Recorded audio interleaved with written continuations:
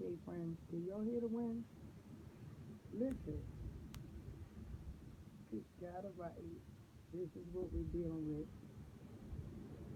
Look at the snow. Look how it's blowing. Look, look, look. Listen to the wind. Now, my good neighbor, John, is out here shoveling. Poor baby. I just don't understand why. Because I'm not doing nothing. Oh my goodness. So then look, this how deep it is. This is my front door. Okay? This I had put my foot in the footprint. Just to show you. Huh? You did it. You look. You made a nice dent and stuff. Oh my goodness. It's blowing in my face. Bless your heart, because I'm not coming out there. And you know I would do it too, but not this year.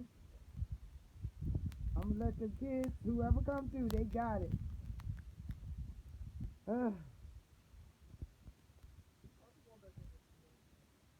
As you should. My goodness.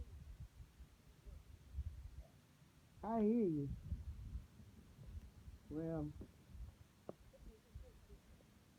I know that's why it would keep me in good shape too, but I ain't doing it. Not this time around. And that makes a lot of sense. Well, I'm about to take my happy back in the house. I said I'm about to take my happy back in the house, and I'll see you later on. All right.